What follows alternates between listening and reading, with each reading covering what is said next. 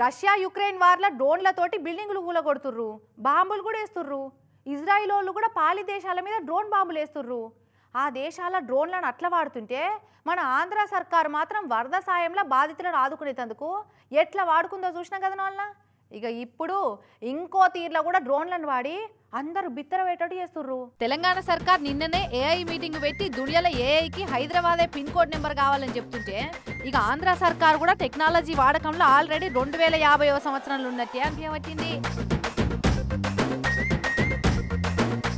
చూడుర్రోళ్ళ విజయవాడ రోడ్ల మీద డ్రోన్లతోటి bleaching powder ను ఎట్లా చల్తుర్రో. ఇప్పుడిప్పుడే డ్రోన్లతోటి పొలాలల్లో మందులు కొట్టుడు సురువైంది.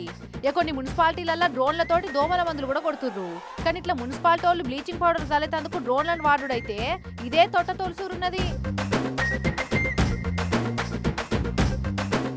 అటు వరద బాధితులకు బువ్వ పొట్లాలు పార్సల్ ఇచ్చుడే కాకుండా డ్రోన్లతోటి ఇట్లా సాఫ్ సఫాయి పనులు చేపిస్తుండే వరకు బెజవాడ పబ్లిక్ బేజాలు ఖరాబ్ అవుతున్నాయట.